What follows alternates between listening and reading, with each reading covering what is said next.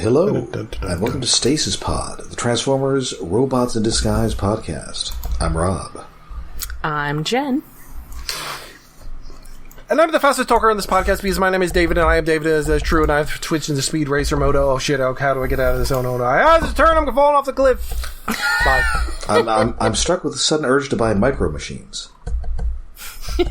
Yeah, that was the first thought of where I was going to go, but then I realized, oh yeah, this is just kind of Speed Racer speed. Over Christmas, I got to introduce my nephews to the fact that was a real guy who could actually talk like that, and it wasn't just like a thing that they did digitally. So I pulled up some Micro Machines commercials. They didn't have the technology to speed up voices like that back then. I mean, they kind of did, but it wouldn't have sounded. I don't know if they had the technology to do it without making them high-pitched. Right. Yeah. I mean, unless they actually have been doing that this whole time, and John Machida actually just sounds like James Earl Jones. Oh, man. That would be amazing. That would be a really good gimmick. But no, today we are watching The Fastest Bot Alive. This is the 13th episode of Season 3 of Transformers Rescue Bots, the 58th episode in total. First aired August 12th, 2017, and written by Eric Lewald and Julia Lewald. Ooh, two people to write this episode. Yes, who I am assuming this is his wife. But they have been writing for cartoons forever. Ooh. Which is kind of why this does feel like it could have been a script that had been lying around since the 80s. Yeah, I could agree with that vibe. So on this guy's resume, Challenge of the GoBots. Oh man. Bionic 6. Ooh. Spiral Zone. Ooh. Oh man. Spiral Zone has an amazing opening. Yeah. Apparently he was one of the writers on Ultraman The Adventure Begins from 1987. Wait. Oh, the Ultraman. Wait, which one's the Adventure? Oh, is that the animated? It looks like it's animated. Okay. Yeah, which was, I think, set in America, maybe. That's something else maybe we could do in the future. Gummy Bears, Chip and Dale Rescue Rangers, The New Adventures of Winnie the Pooh, Darkwing Duck, that Beetlejuice cartoon. Oh, man. I like that Beetlejuice cartoon. Exo I like Squad. The concept of Beetlejuice more when they remove the whole, sexual predator part. Exo Squad. Also, very good reminder that the second season of Exo Squad magically appeared when Peacock needed to pad out their streaming set, catalog. So, that's a thing that can be watched now. Skeleton Warriors. The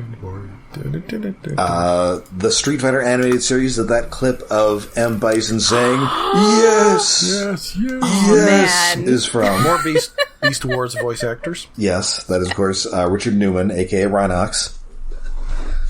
The show that was watched, I believe, only by me, Bureau of Alien Detectors. That is true. Only you saw that. That's true. Wow. Because I didn't go to we didn't go to church, so I was around on Sunday mornings when UPN ran cartoons. Oh, it was a Sunday cartoon. It was a Sunday cartoon because it wasn't good. I mean, I didn't go to church, but I wasn't watching cartoons on Sunday. I was watching cartoons on Sunday, I think prior to that, but maybe not then. I was watching cartoons on Sunday and 93 to 96-ish.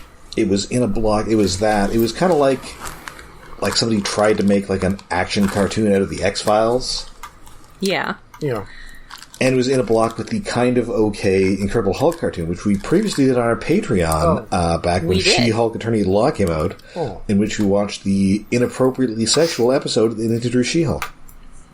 Well, yes, it's got She-Hulk in it, so... By our good friend Bob Footworth. That's correct. He's written a couple because he also worked on that Avengers United We Stand cartoon that we did back when WandaVision came out. Yeah. But also not great. 90s X-Men, Mummies Alive, RoboCop, Alpha Commando, where David Sobolov was RoboCop because, of course, RoboCop is bald. Of course. But going all the way up to whatever Robozuna is. I do not know what that is. It looks like it's a Netflix thing. Oh. I do not currently have Netflix. An orphan boy and his homemade robot friend work to free their country from an evil empire and its legion of robots. Sure. That feels like 5 different series in that description. And it kind of looks like 5 different... It looks like knockoff Iron Giant. It does look like a knockoff Iron Giant. Oh, that's anyway, not a so great this look. guy has been around forever.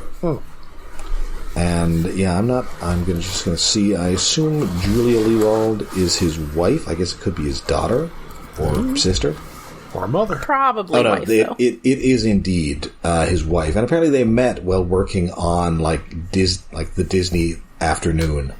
Aw, that's cute. Brought together by Darkwing Duck. That's right. And she's also written for again, co-written with him a zillion other cartoons.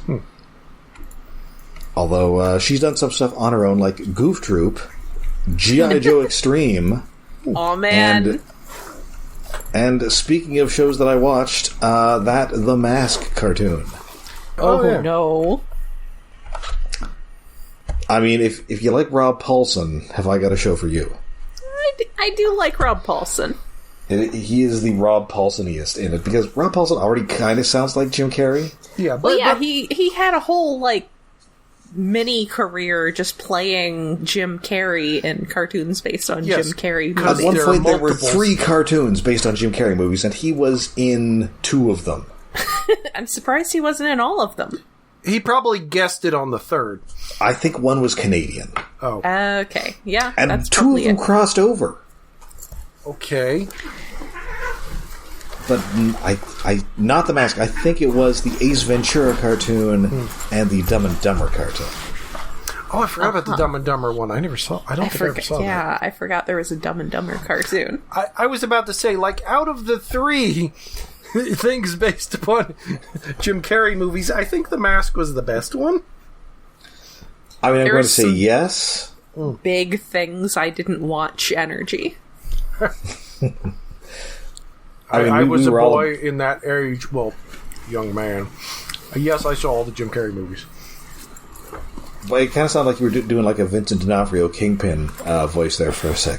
Wesley, when I was a boy, there were 3 Jim Carrey cartoons. 3 Jim Carrey movies. Let's go. Go the Mets. Go Mets.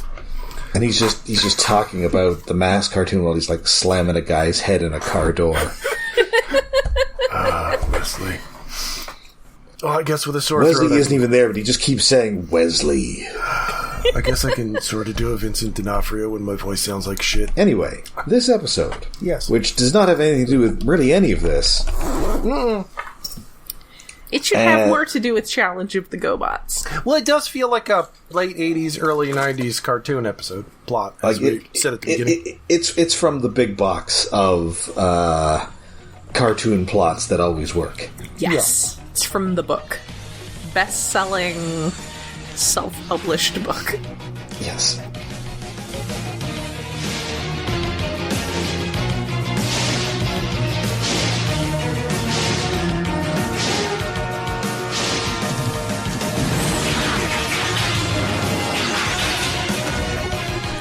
So, Grimlock is, his big problem in this episode is that he is slow, which makes sense because everybody else in the show is a car, and he is a dinosaur. Yeah.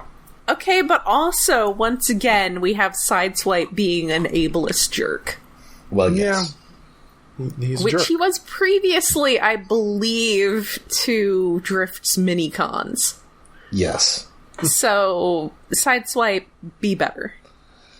But of course, what they're actually hurrying off to do is to participate in more of Fixit's horrific combiner experiments. Yes.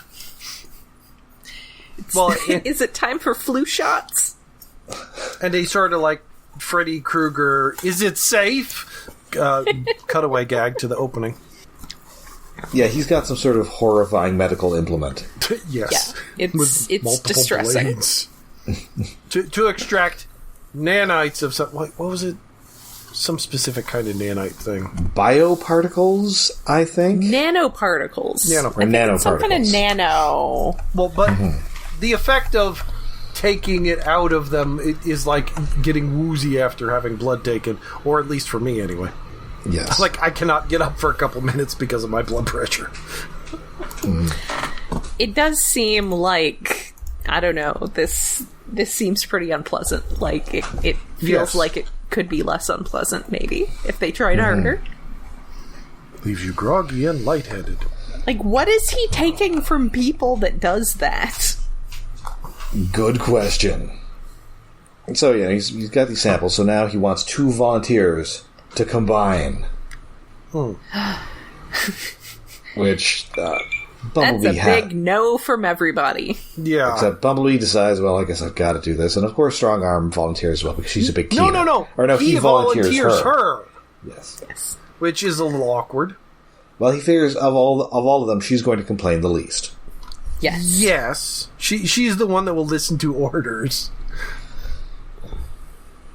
Or he could have just suggested Grimlock, but because he's still groggy. But then he has seen what happened to the Sideswipe Grimlock fusion monster. Yes. Yeah, nobody wants that to happen again. And so, come on, let's go. Let's merge. And they do indeed merge. Like, little tiny Bumblebee legs sticking out from underneath Grimlock would be funny. But no, instead they merge into Bumble Arm. It's very basic Energon combiner vibes. But even less so, they just swap the top of like Strong Arm's model with the top of Bumblebee's character model. Yeah, he's just all, hey, check out my womanly legs. Yeah, they're not bulked. Like, when the Stunticons 2 guys combine, they get bigger and bulkier and change color. Right, I mean, it's clearly 2 guys. Yeah. Whereas this is like horrifying transporter accident. Yeah. There's a lot of body horror in this season. Yeah, unfortunately, what the original plan for this episode was that Bumble Arm was going to refuse to combine, and then a special guest Autobot played by Kate Mulgrew was going to decide to have them separated forcibly. Oh no! R.I.P. Tuvix. I thought they were just going to have to build a teleporter and combine a third person to separate Bumble Arm. Brundle Arm. What came through didn't live long. Yes. But I'm kind of surprised that this is getting as close as we can. Like, there has been no like horror movie version of the G1 Ratchet and Megatron fusion thing. Like, two characters newly introduced just get stuck together, and it's like a horror episode. I like how people approach G1 as like, I don't know, modern people and be like, oh, we're going to do an adult approach like no one has ever done before. And then you look back at actual G1 and you get like that thing that happened with Ratchet and Megatron. And it's like, okay, buddy. Yeah, if you're going to do adult shit, do that. It's like, just repurpose some of the crazier bits of the comic and other G1 ephemera. Like, buddy, the G1 movie had cursing. Yes. Calm down. We saw a guy's eyeballs melt. Yeah. Anyway, he totally can't, he could barely move in this form because I guess Fixit legs, like they didn't make any like nerve connections. I'm not sure. I think Strong Arm just isn't moving because she can't see because she has no head. She's not sure what's going on. Yes, She's as we have determined previously, the ones who are not the head cannot actually see what's going on. Which is hella creepy. So she's like, what's going on? I'm just standing here. I guess it's a better choice than other choices, which would be more into the body horror. Yes. Like, I could see through your eyes, and that is weird. Or I could see out my butt, or whatever. I do not care for any of this. But then again, it's also weird, like, the Transformers, like, just see out of their eyes. Don't you have other sensor things or other secondary cameras? Feels weird. Anyway. So while they can't move, Grimlock can move too much. Yeah, like, it's one of those that the plot that always works. One of the characters gets superpowers for no reason. One of the least well adapted characters get superpowers. Yes. Yeah, but so much like Barry Allen getting hit by having a lightning bolt hit a bunch of lab chemicals, he is now the fastest bot alive. Yes, Grim Wally Westlock has become Cyberpunk Edge Runner. Although instead of getting a Sandevistan stuck into him, he just had some blood taken, and that makes him faster because apparently the thing Fixit was using wasn't calibrated for Dinobots because their blood particles are different enough that agitating them gives you super speed with no side effects. The explanation no here is extremely hand-wavy. The explanation here is, listen, kids, he's got superpowers. Give me a break. We got 20 minutes.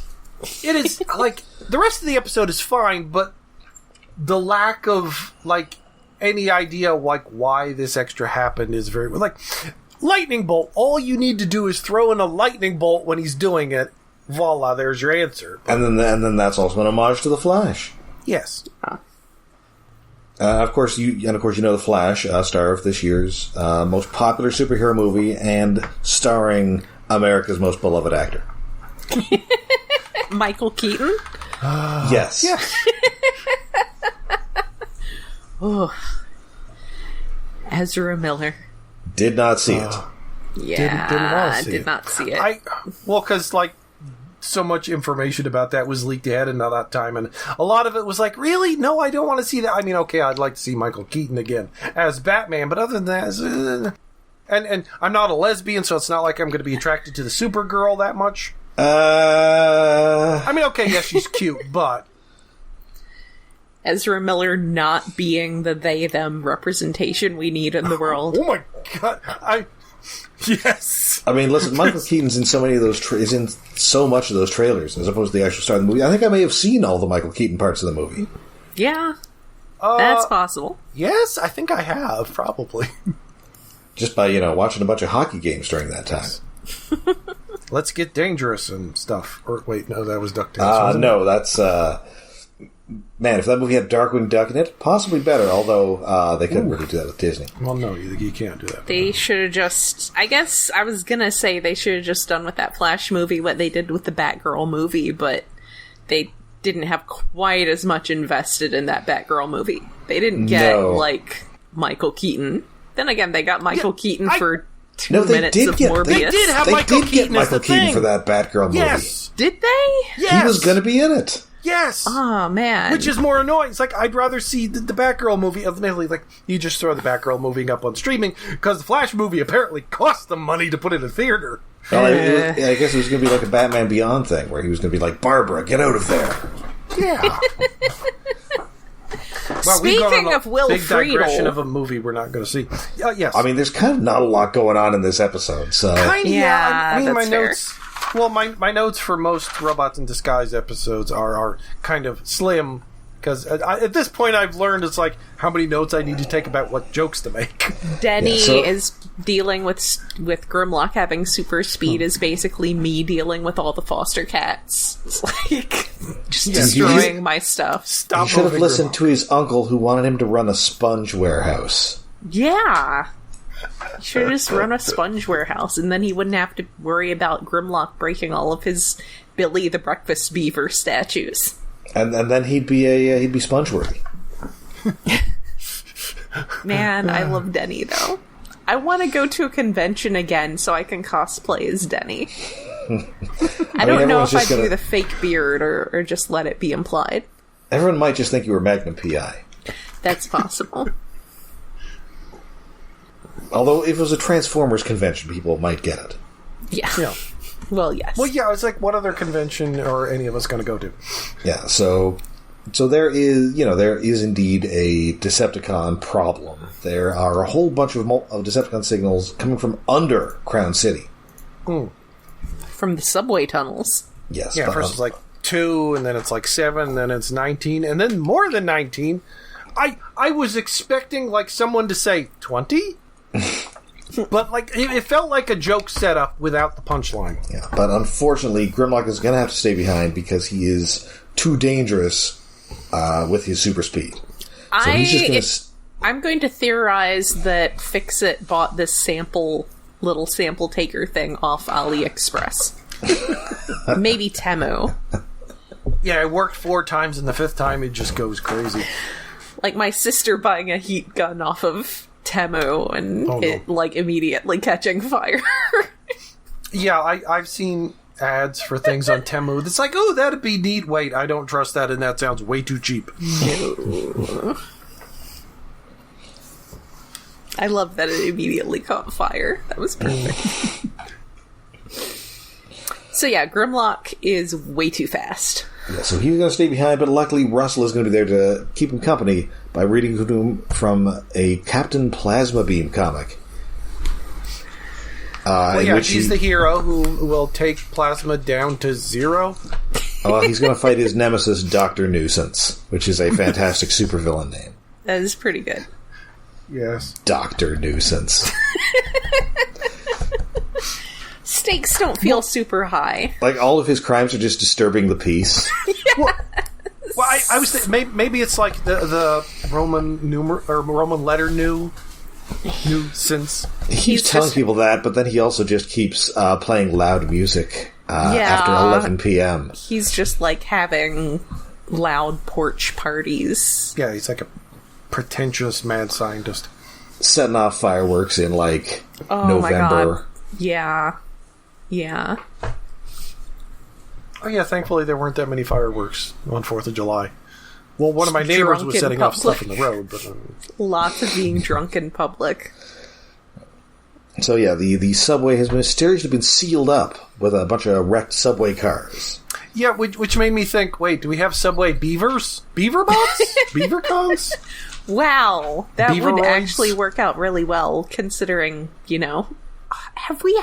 we haven't had a beaver Decepticon yet, have we? No, we've had skunks and other. We've had skunks, we've had porcupines. Yeah. That would be really good for like a Filch type scenario where they're just obsessively damming up things that need to not be dammed up. It made perfect sense. And then you cast like an incredibly Canadian actor. Yes. Like you get Dave Thomas doing his Mackenzie Brothers voice. Yes. Yes. I'm gonna write this fanfic. Or I don't know, maybe a couple kids in the hall. Yes. They're not doing anything right now. I do know that they had that, not the last Ninja Turtles cartoon, but the CG one before it did have a bunch of dream invading beavers called the Dream Beavers. Oh. And I believe the main one was voiced by Robert Englund. Oh, that's amazing. That one had some really good, casting. It also had Jeffrey Combs. Casting. It did. He was the Rat King. It's good when things have Jeffrey Combs. Oh, maybe we got to do an episode of that sometime. Wait, did I even see that CG one? I don't think so. And speaking of Rob Paulson, he is Donatello in it. Huh. Nice. Which now means he has been 2 Ninja Turtles. Yeah. Wait, is he the actor that's been the most Ninja Turtles? I mean, barring things where like that 80s cartoon was done super on the cheap, so there are definitely episodes where I think some guy's filling in. Yeah, but usually it's for the Shredder and I think some of the other villains. I don't think any of the Ninja Turtles were replaced, but it's been so long I don't remember. Yes. I just remember some episodes where the Shredder sounds different. Then I believe he's the only guy to have been 2 Ninja Turtles. Anyway, so we're back at the scrapyard. Grimlock has decided that, he's not a Mary Sue. He's got to be shown mastering his powers before he can use them. Yes. It's important. He has to have a heroic arc. And Russell is very not interested in this happening, but he is doing it anyway and destroying much of the scrapyard. Well, Russell's Poor trying to Denny. keep the destruction down to the minimum and hope he runs out of super speed. But Denny is not so lucky. So many destroyed beavers. Meanwhile, in the subways, the Autobots are experiencing death by monkey. Wow, it's Monkeys. like, holy, this is legit terrifying. It's not okay. I hate every ape I see, from chimpanzee to chimpanzee. Yeah, because they're basic little monkeys. Wait, did we have Monkey Minicon before? But these are clones, as we find out later, clones of Axiom and Theorem, who we saw working for Sinister Simeon Simacore. Okay, yeah, And it is still the same model, except... It is fairly obvious that these monkeys are not okay. Yeah, because their eyes are dark, feral dead, monkeys. little creepy Like, things. these are less like Cybertrons. These are just like if you had somebody attacked by a bunch of actual, like, rabid monkeys. Yeah. It's like, not quite... It's kind of zombie vibes. It's not okay. They're not Also- bitey, though, thankfully. Also, again, having recently listened to the entire 16-some-hour podcast about Madeline Pryor, I take issue with their dismissal of clones as not being real people. Well, they're... Clone murder is okay. These are sparkless husks, which I suppose these is an definitely are important not real distinction. people. These are straight up evil monkeys. Yes, Yeah. these are, again, sparkless husks. Yeah, They so are basically zombies. Sideswipe can jump around and slash them with swords and explode, and it's And he fine. does. They're not people. It's not. It's a level of robot on robot violence that this show does not usually engage in. Oh yeah, these monkeys are getting dismembered left and right. They could have made them look more different, though, like giving them a mono eye. They're scary. I don't like But I guess the them. dead gray eyes They're is... distressing. They're not good. The only Plus way they they're can make these monkeys. The only way they can make these creepier is if they had like little symbols to crash together. Just very slowly. I mean, monkeys in general are distressing. Because they're like Yeah. people, but they're not. Yeah. So they're already starting out as monkeys and then being soulless zombie clone monkeys. It's not good. Yes. Oh, yeah, Sideswipe is right to dismember them. Yes, I mean previously the monkeys that these were cloned from were actually like sentient minicons, and they just sounded like Niles Crane. Yes. But instead, many monkeys. So many Meanwhile, monkeys. back at the scrapyard, Grimlock is now super Grimlock. He's made himself a costume. He's got a little mask to disguise his identity. I like his G that obviously came from, like, a diner sign. Yes. I am annoyed he doesn't have a good superhero name picked out. No. I don't know, G-Man, Grim Man. Green Glider, Super Glider. Grim. the Green Flash. No, that's too close. The Blur. No, wait, that's somebody else. Also, Denny criticizes Russell for enabling Grimlock by helping him with this costume, and Yes. Russell says that he was hoping his speed would wear off before they were done. Let's just kill some time. Hopefully he'll lose interest. Nope, he's still got the powers. Which is me whenever my nephew asks me to play checkers. Yes. Alright, well, I'm hoping you'll lose interest, or I'm just going to try to lose as fast as I possibly can. As opposed to when my nephews try to get me to play Super Smash Brothers, where I just declare modern controllers to be far inferior to the GameCube. And talk about how I'm doing poorly because I literally haven't played since before they were born. Next time I'm showing up with one of those Nintendo Switch GameCube controllers, and then we'll see. Then we'll see who can play the best Fire Emblem Twink. Oh, thankfully he's one of the Discord retro video games. He'd just be killing me over and over again in GoldenEye. Be 1996 all over again. Oh, harsh. No odd job. You know the rules, no odd job. Listen, they let me be Oddjob because I was so bad. It didn't help. Oh. Anyway, so indeed, they call for reinforcements, and Grimlock does indeed come in and creates like a tornado of horrible robot monkey parts. Yeah. So bad.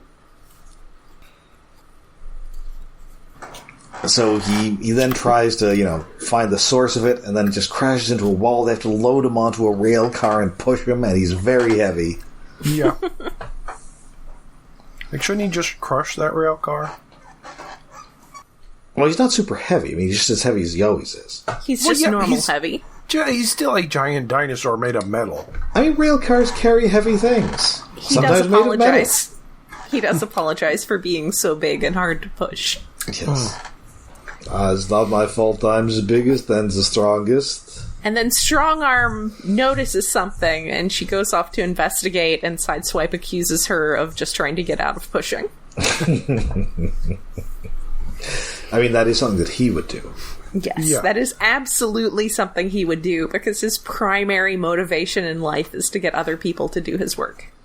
But continuity time, because they have discovered the now abandoned lab of Vertebrake, who you will recall was the weird, snake guy who stole Sideswipe's head. That was so weird. That was so weird. Call back to body horror. But instead, this lab has been repurposed as an evil cloning facility. It is so messed up. It's not okay. Nothing about any of this is okay. Yeah, and the partially finished monkeys are upsetting. Yes. Because indeed the new master of this lab is Simacore. Dun dun dun. Oh yes, Grimlock's arch rival. He's like if Perceptor was evil and also an orangutan. Yeah. Yeah. And weirdly enough, and the right colors. The last time he showed up was in another episode where Grimlock got special abilities. Yes, it is weird that the superpower fights with those two. Like they go to the Godzilla versus King Kong with superpowers. Can I just show up once when this guy's just a regular guy? Well, okay. Well, the first time was boosted intellect. This is boosted speed. Yes. So the next time will be the strength force or something? He's going to get, super senses like Daredevil? Maybe. Ooh. Tap into some different superpower. Mind reading? Super no, hearing. Oh, no. You don't want Grimlock reading people's minds. Oh, no. So it turns out that although he was indeed captured at the end of his last episode and then much later loaded onto Optimus Prime's ship to be taken home. Somehow he got away. His stasis pod was defective. Yeah. It was faulty, and I guess he got out in transit back to Cybertron in space on a spaceship, and then... They also ordered that stasis pod from AliExpress. Yes. Well, they were jerry-rigging a bunch of them because they kept getting more and more Decepticons to shove in tubes. So he electrifies all the other Autobots with his arc of electricity. And, so he explains that, he's come back to get his revenge. So, he's going after Grimlock, who, of course, he blames for his defeat last time. And then, indeed, Grimlock's using his super speed, sort of trying to... he hits him once, but he's still too apprehensive about using the super speed, so Simacore just kind of hucks him around like Donkey Kong. Yeah. Yeah. It slams him down There's head a big first. old fight. But then, once Simacore says that, okay, you defeated me before, because you were my arch nemesis. And, once he has an arch nemesis, he realizes he must really be a superhero. Yeah, that's what you do when you're a superhero. That's something superheroes have. Yeah. So he takes out Grimlock, or he takes out Simacore with the finger poke of doom. Yeah, the flick. Yes. Which is always a great thing. Super speed flick. Comes up like a Superman level superhero's fighting somebody else. Who can withstand the hit and just flick? such a great attack. And,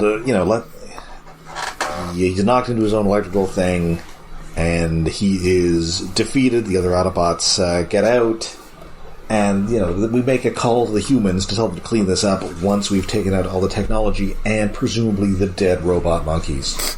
Yeah, there's dozens and dozens of those little suckers. Where hopefully they'll just bury them in a pit or something. Hopefully.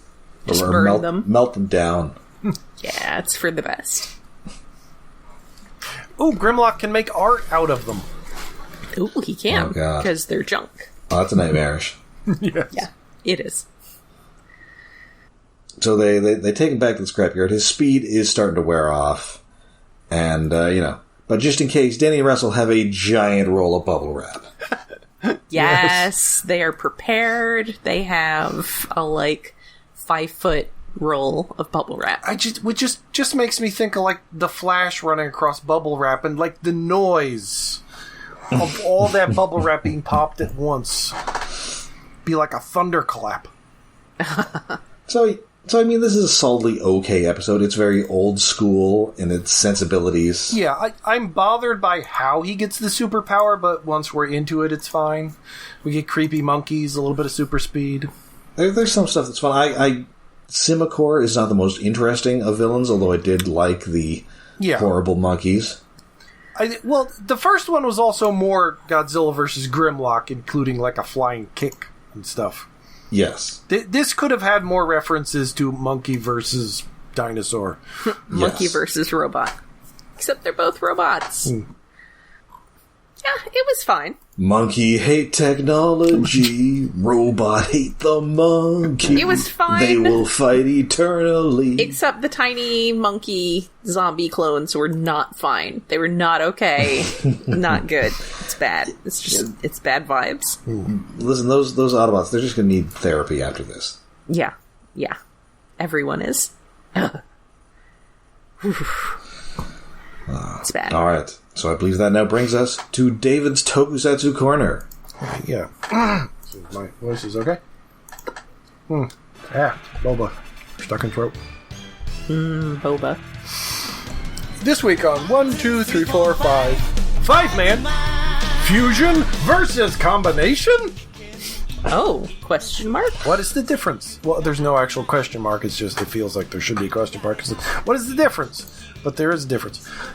Okay. We have a crab monster that spits floating soap bubbles, which, reverse gravity or something, because he, along with Chevalier, who was introduced as the new villain, semi-head villain. Well, I guess he's at the same rank as Garia, the current head. Anyway, new bad guy has new monster that's a big crab, spitting bubbles that lift the Rangers into the air until another monster shows up that I guess Gary has sent out, and it's like an ant that spits acid, and it's attacking. Antacid? It's attacks the Rangers, but then it also attacks the crab, and it melts the arm of one of the arms of the crab, and it's a monster on monster fight, and the Rangers are like, we'll just leave. You guys could deal with this on your own. Return back to the monster base, or the bad guy's base.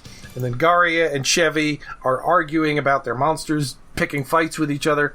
And then they drag the crab monster... Well, the ant monster drags the crab monster into a science lab, where they're doing crazy stuff. Science. They stuff the crab in a tube. Crab science. They stuff the ant in another tube, and we make a Brundlefly! Ooh. As you do. They fuse the two monsters together, although it's mostly a bilateral, crab on one side, ant on the other, mushed in the middle, looking upsetting. Because now we have upgraded to fusion monsters who are twice as strong as other monsters because it's two monsters glued together. Man, half ant, all terror. Well, it's a crab and an ant, so it would be a cant? Well, Crant? Well, yeah, because it's ant and Connie. Connie is Japanese for crab. They're still calling it ant, though. So cant or crant? And ants do spit acid. It's a formic acid. Yeah, but when I first saw the design, I thought it was more of a centipede because it's got like extra limbs on its shoulders, but it is apparently an ant because it calls itself an ant. It identifies as an ant, therefore it's an ant. Plus, when it spit the acid, it's like ant, but yes, it is ant. Anyway, so the fused monster spits soap bubbles that are acidic, and I guess the bad guys know where the Rangers' base is. Their magma base playset.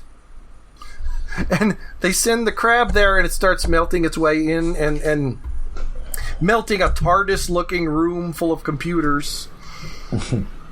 and they're just in the base, and then the Rangers are like, no, monster, get out. They kick the monster out, and then there's fighting, and then the Mushroom Godzilla arrives with a bunch of other goons, and they're attacking the base, and the base, they're firing back, and all this nonsense to sell the playset. To sell toys. Yes. Good old to sell toys. And the monsters are rampaging through the thing while... Wait, oh yeah, because they kick the crab out, but Billions and some other guys go into the base. The crab ant gets sucked up into one of the robot Stay Puft Marshmallow things, so it's giant now, and it attacks the base. The base is fighting back. The Rangers are out there fighting the giant monster. The Red Ranger goes back into the base to fight Billions and some other people.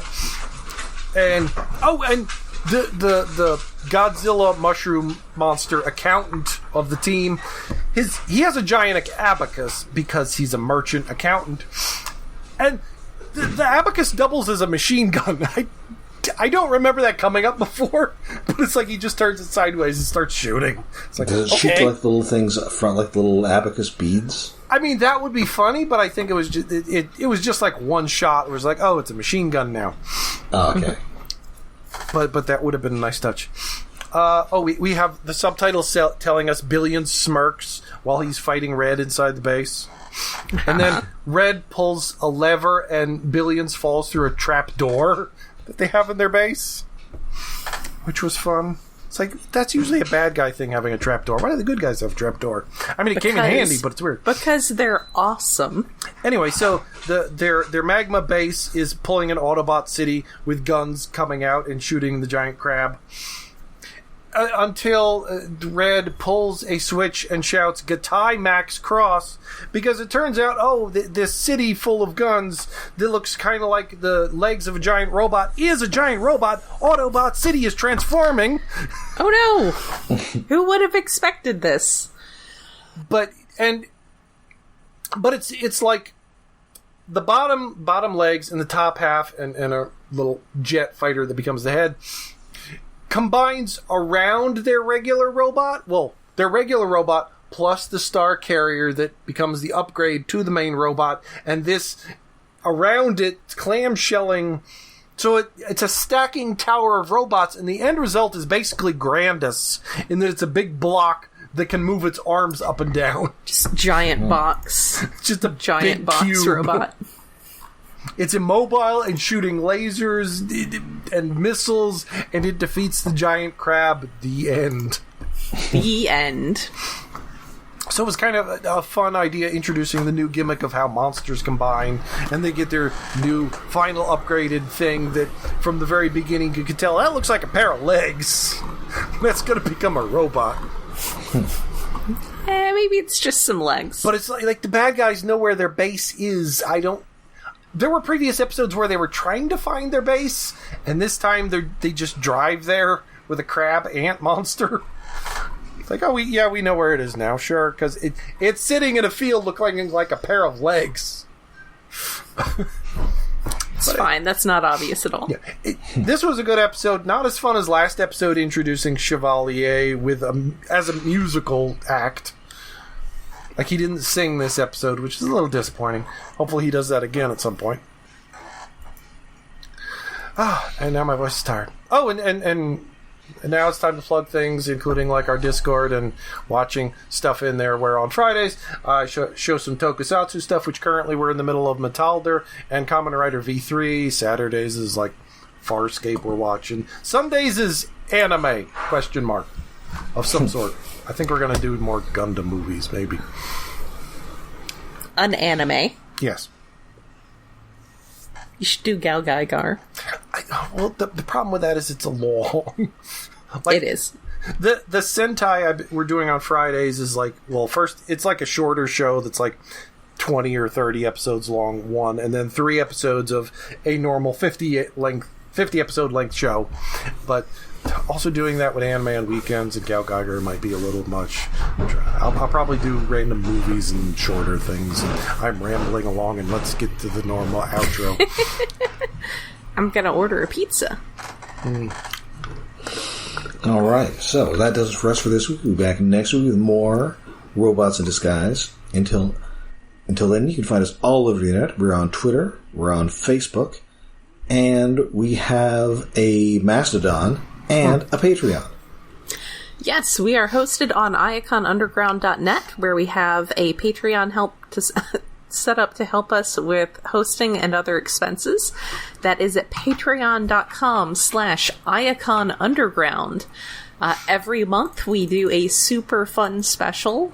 Sometimes it's whatever big movie has just hit streaming. Sometimes it is some random thing. Sometimes it's an episode of an American-produced 90s Ultraman series with special guest star Jeffrey Combs, because we will watch anything with Jeffrey Combs in it, as it turns out. For July, we have not yet decided on what we're going to watch. We just watched something with Jeffrey Combs, so maybe something not with Jeffrey Combs, but who knows? Maybe it will have more Jeffrey Combs. We've got some fun ideas. There may be surprise Matt Frewer, but we may be holding off on that. Lots of a lot of fun specials over on our Patreon. It is for as low as $1 a month, because our expenses are not that expensive, and I like things to be accessible because I have been poor, and I want people to be able to afford things. I don't know. You shouldn't have spoiled that we're covering the last season of Mork from Ork. Or Mork and Mindy. Oh, man. He was in that last season, right? Or am I, was he? Matt Frewer? There was, like, the last season was very weird. And, like, they were on the run or some nonsense. Or maybe it was, like, the last chunk of episodes. I can't figure out. I think it was Matt Frewer. It was, like, another alien. This sounds amazing. He would have been, like, 18 or something, too. And Canadian. Yes, and Canadian. So, yes, that is at patreon.com/iaconunderground. Or maybe it was a TV movie. Now I'm confused. Now, this may be a fever dream I had. You gotta look that up. You got citation needed. Citation needed.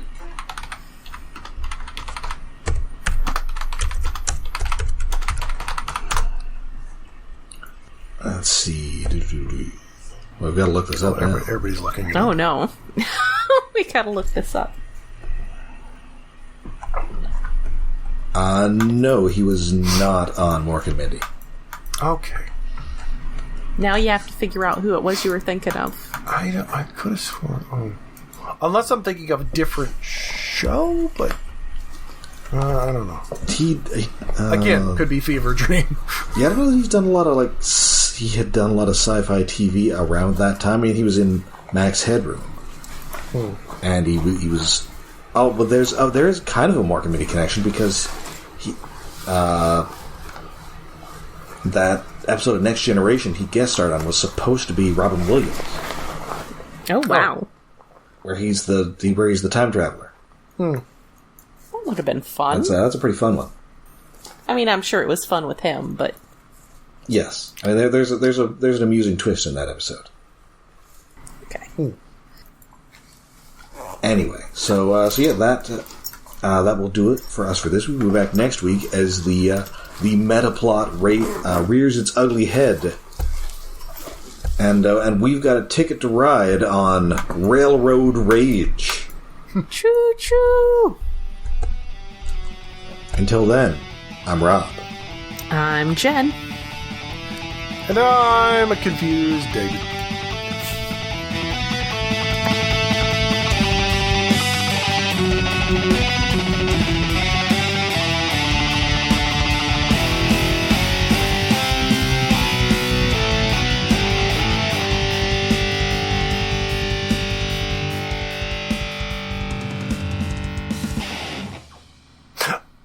Oh, it's Joe Regal Budo. Well, if you see his face, you might remember. He was on Murphy Brown. And if you squint, he kind of looks like Matt Frewer.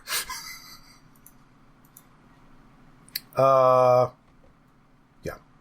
What the fuck? There was a Mork and Mindy animated series?